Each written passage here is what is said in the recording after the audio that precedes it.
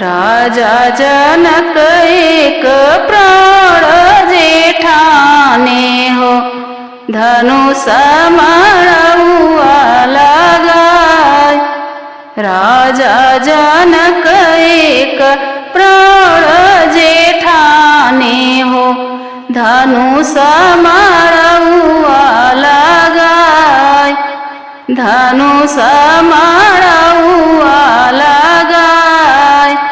जेहि एहि धनुष के नवखंड करिहे हो, सीता बियाहि लेई जाय। जेहि एहि धनुष के नवखंड करिहे हो, सीता बियाहि लेई जाय। सीता बियाहि लेई जाय। देश विदेश से भूपति अइले हो, केहू नाही धनुष उठाय। देश विदेश से भूपति अइले हो, केहू नाही धनुष उठाय। केहू नाही धनुष उठाय। गुरु वशिष्ठ जी आज्ञा जे दिहले हो, लेला राम धनुष उठाय। गुरु वशिष्ठ जी आज्ञा जे दिहले हो, लेला राम धनुष उठाय। लेला राम धनुष उठाय।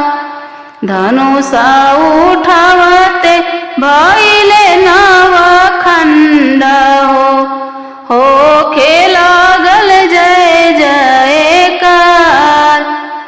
धनुष उठावते भइले नवखंड हो लागल जय जयकार। होखे लागल जय जयकार। ब्रह्मा और विष्णु जे फूल बरसावे हो, सीता संग होला विवाह। ब्रह्मा विष्णु फूल जे बरसावे हो, सीता संग होला विवाह। सीता संग होला विवाह। ब्रह्मा विष्णु जे फूल बरसावे हो, सीता संग होला विवाह। सीता संग